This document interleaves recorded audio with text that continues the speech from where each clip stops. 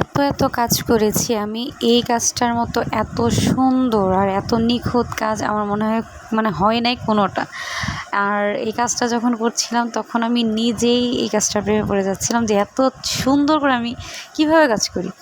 হয় না মাঝে মাঝে একটা জিনিস বানানোর পরে নিজেই অবাক হয়ে গেলাম যে আসলেই কি এটা আমি করেছি। এই কাজটা শেষ হওয়ার পরে আমার ঠিক এরকমই মনে হয়েছিল যে সত্যিই কি আমি এই কাজটা করেছি, এটা কি আমার হাতের কাজ। সিরিয়াসলি এত সুন্দর কাজ, আমি অবশ্য বেশি হয়তো প্রশংসা করে ফেলছি। আমার মনে হয় যে কাজটা দেখে আপনারাও বুঝতে পারবেন যে আমি এত প্রশংসা কেন করছি। কাজটা অনেক সময় নিয়ে আমি করেছি, অনেক আলতো হাতে একদম নিখুঁতভাবে করার চেষ্টা করেছি। অনেকগুলা কালার কম্বিনেশন দিয়ে কাজটা করেছি। আর এখানে একটু ডিফারেন্টভাবে কাজটা আমি ফুটিয়ে তোলার চেষ্টা করেছি, টোটালি ডিফারেন্ট।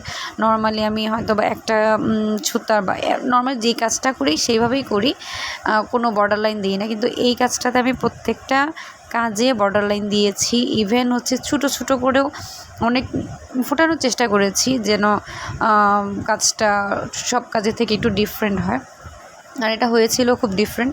এই জামাটাতে আমি জাস্ট সুতাগুলো সব ঢেলে দেন সিলেক্ট করছিলাম যে কোন কালারটা জাস্ট ফুটবে। এখানে আমি অনেক কালার ইউজ করেছি। এখানে আসলে আমি কতগুলো কালার ইউজ করেছি আমি নিজেও জানি না।